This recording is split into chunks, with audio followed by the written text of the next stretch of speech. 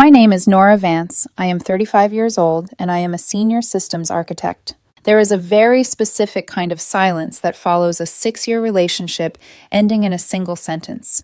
It is not peaceful. It is not loud. It is the sound of something structural collapsing so completely that there is nothing left to echo.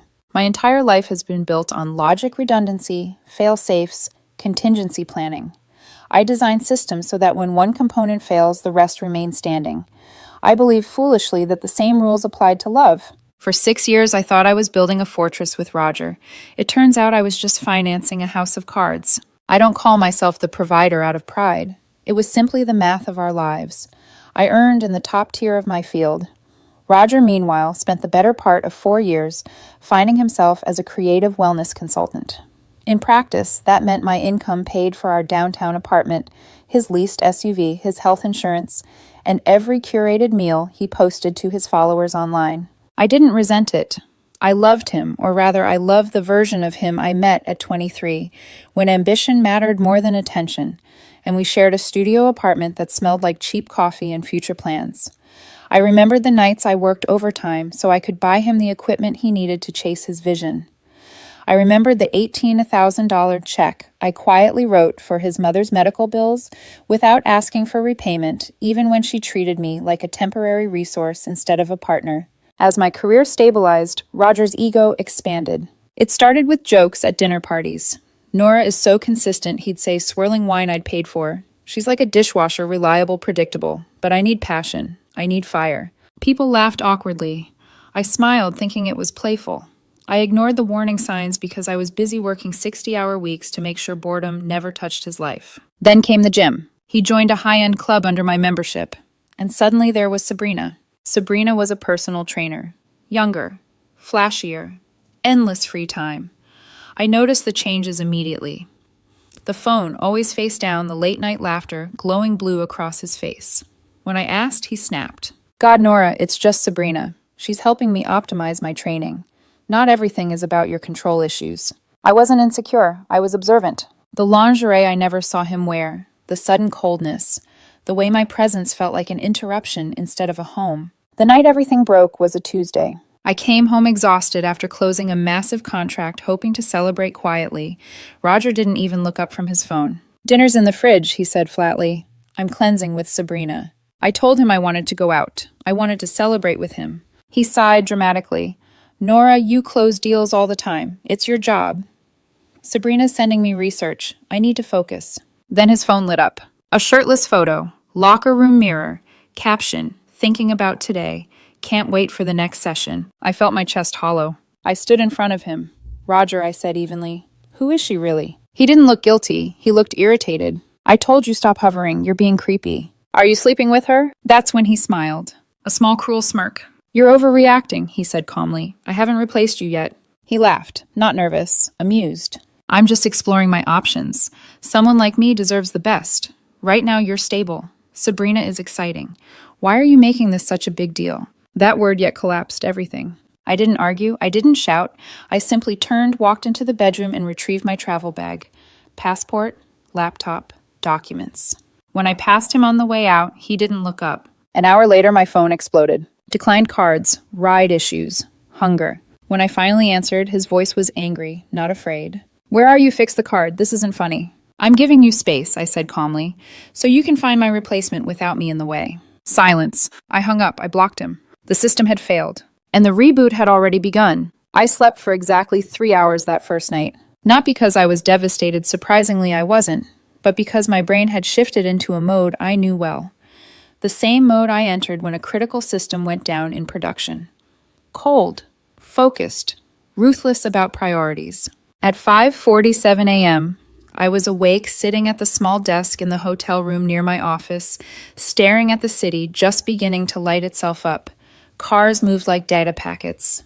Predictable, orderly, comforting. Roger had always accused me of being emotionally distant.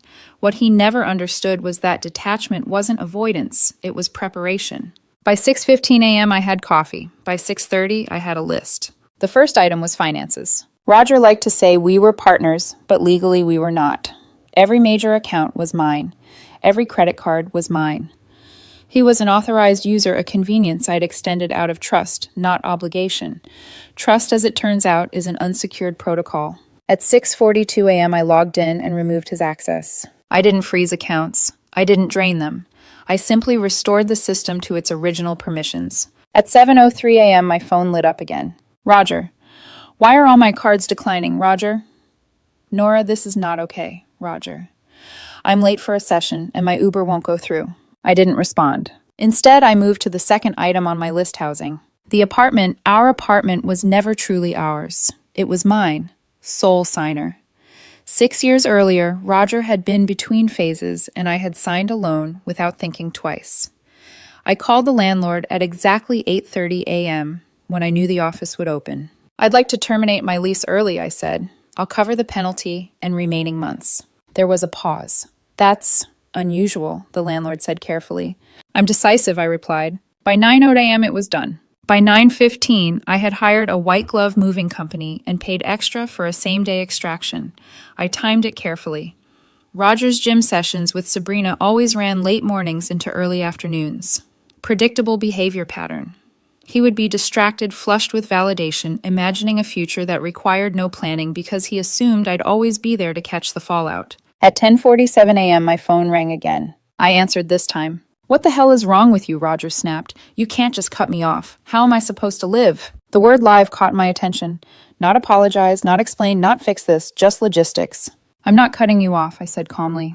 I'm opting out. You're being dramatic, he scoffed. This is about your ego. You can't handle competition. Roger, I said, my voice steady. You told me to my face that you were looking for my replacement. I was joking, he said quickly. Too quickly. You know how I talk. No, I replied. I know how you think. I hung up before he could pivot to anger again. By the time the movers arrived at the apartment, I was already there. The place looked different without him in it. Quieter, smaller. I walked through the room, slowly cataloging what belonged to me, which, as it turned out, was almost everything. Furniture, electronics, art, even the damn espresso machine he liked to pretend was his because he used it more. I left his clothes, I left the bed, I left the personal items he'd curated to look successful. Everything else disappeared into a climate-controlled storage unit under my name. By 1:00 p.m., the apartment was hollow, an echo chamber. I changed the locks. On the kitchen counter, I left 3 things: a copy of the lease termination notice, a business card for the storage facility, a check for $500, not as a gift, as a calculation. Enough for a motel, enough for food, enough for him to start making decisions without my infrastructure underneath him. The calls came that evening. I had blocked Roger, so the next escalation vector activated automatically. His mother. Nora Linda's voice was sharp with accusation. Roger says you've lost your mind. He went home and everything was gone. The locks are changed. I know, I said. You can't do this to him, she continued. He has nowhere to go. You owe him stability after all these years. The word owe made me smile. Linda, I said gently, your son told me I was replaceable. I simply removed myself from the options list. There was a stunned silence. He didn't mean it like that. He meant it exactly like that, I replied. If he needs a place to stay, he should call Sabrina. Goodbye. I blocked her number before she could protest. That night I slept 6 hours. The system purge was complete, and somewhere across the city, Roger was finally learning what happened when the stable infrastructure he took for granted was no longer running in the background. I didn't check on Roger. That part surprises people when I tell this story later. They expect curiosity, maybe satisfaction, maybe anger that needed an outlet. But once a corrupted file is deleted, you don't keep reopening the recycle bin to see how it's doing. You move on because your system has other priorities. Still, information has a way of traveling. Our social circle wasn't large. It was curated like everything else Roger touched. Designers, consultants, influencers, people who confused momentum with direction. Within days, fragments reached me without my asking. Roger had moved in with Sabrina. Not into the fantasy loft he'd hinted at, but into her reality, a cramped one-bedroom apartment she technically shared with a roommate who was hardly ever there, which turned out to mean resentfully present. The gym membership didn't translate into stability, the excitement didn't cover rent, and the thrilling spontaneity lost its charm when it came time to pay for groceries. Sabrina, it turned out, liked men who looked wealthy. She did not like men who were formerly wealthy by association. The story went like this. Once Roger realized I wasn't coming back. He panicked. He tried to accelerate the relationship, talking about us against the world, about how I'd been controlling, about how freedom felt incredible now. Sabrina listened at first, but enthusiasm has a shelf life when unsupported by resources.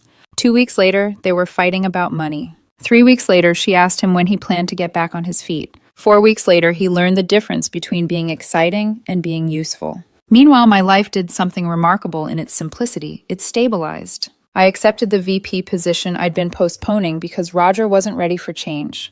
I relocated to a new city 2 hours away, far enough to feel like a clean break, close enough to maintain professional continuity. I bought a glass and steel penthouse overlooking the river. No clutter, no compromise, no emotional noise masquerading as passion. I worked, I hiked, I ate dinner alone without apologizing for it. And then the messages started. Not from Roger directly. He was blocked everywhere. Instead, they came from burner apps, unfamiliar numbers, desperate timing. 11:45 p.m. Nora, please. I messed up. Sabrina isn't who I thought she was. She gets angry. She pushed me. It wasn't hard, but it scared me. I'm at a cheap motel. I don't know what to do. I read it without reaction. 2:17 a.m. I saw your LinkedIn. VP already. I always knew you were destined for more. I'm proud of you. Can we talk? 6 years has to mean something. That message almost worked, not because it was sincere, but because it was familiar. Roger had always known which emotional levers to pull. Nostalgia shared history, the implication that walking away erased meaning. I poured myself a drink and sat on my balcony, watching the city pulse beneath me. 6 years meant everything. That was precisely why I refused to waste another minute correcting a mistake that had finally revealed itself clearly. When someone shows you they're willing to replace you, believe them, and then remove yourself from the equation entirely. The final attempt came through his older sister. Nora, she said carefully over the phone, Roger's not doing well. He's talking about how you abandoned him. He says you owe him a chance to reset, maybe a financial settlement, just enough for a fresh start. I actually laughed. Oh, I repeated softly. He told me I was stable, not essential. Tell him stability doesn't come with severance. There was a long pause. I'll pass that along, she said quietly. I ended the call knowing that chapter was closing for good. By the time winter arrived, Roger had disappeared from my periphery entirely. No more messages, no more intermediaries, no more noise. And in that silence, I realized something important. I hadn't lost anything. I had reclaimed bandwidth. The City Architecture Awards Gala was the kind of event Roger used to love in theory and resent in practice. Black tie, polished speeches, people who had actually finished what they started. I was the keynote speaker that night. As I stood near the mezzanine railing, a glass of scotch resting easily in my hand, I felt something unfamiliar but welcome settle into my chest. Confidence without vigilance. No scanning the room for embarrassment. No managing someone else's mood. No bracing for a comment that would later need damage control. Beside me stood Daniel Mercer. Daniel was a civil engineer, grounded, unimpressed by status, the kind of man who listened fully before responding and never mistook chaos for passion. We'd met quietly, slowly, the way real things tend to begin. No fireworks, no performances, just alignment. You're thinking about load-bearing structures again, he murmured, eyes still on the crowd. I smiled. I was thinking about how much I liked the scotch. He laughed softly, the sound steady and unforced. That's when I saw him. Roger stood near the entrance, hovering at the edge of the room like an unfinished sentence. He looked smaller, thinner. The tailored confidence he once wore like armor had frayed. His suit was one I recognized, navy, slightly dated, something I'd bought him years ago for an event he'd complained about attending. It didn't fit the room anymore. His eyes found me instantly. He wove through the crowd with urgency, ignoring every unspoken cue that said, don't.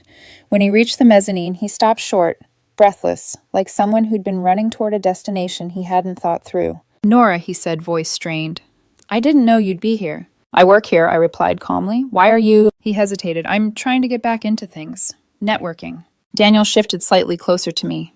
Not possessively, intentionally. Roger noticed then. His gaze flicked between us, confusion hardening into recognition. Who's this? He asked, already bristling. This is Daniel, I said. My fiancé. The word landed between us with weight. Roger recoiled as if struck. Fiancé, he repeated. It's been a year. Yes, I said, and it's been a good one. His face twisted. So you did replace me, just upgraded. I leaned in slightly, my voice low and precise. I didn't replace you, Roger. You can't replace something that was never functioning.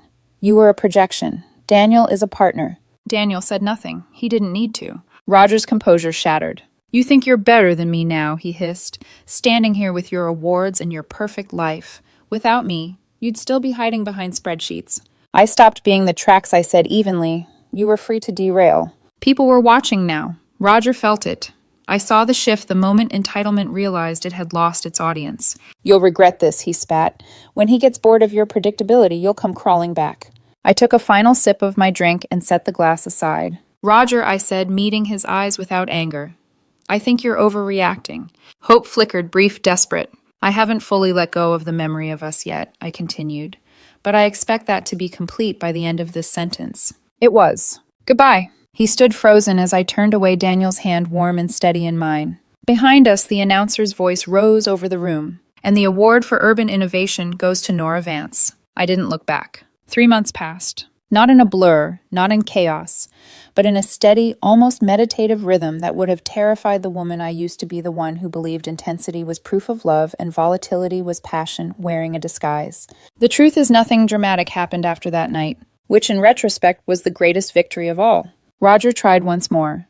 Not through me directly. He had learned that boundary was immovable, but through a 20-page handwritten letter mailed to my office, thick paper, careful handwriting, the kind of effort designed to suggest depth instead of accountability.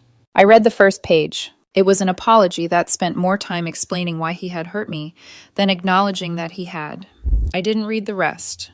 I shredded it and disposed of it the way any outdated documentation should be handled permanently without ceremony. From what filtered back through mutual acquaintances, Roger had taken a job as a receptionist at a car dealership. Sabrina was gone. So was the illusion.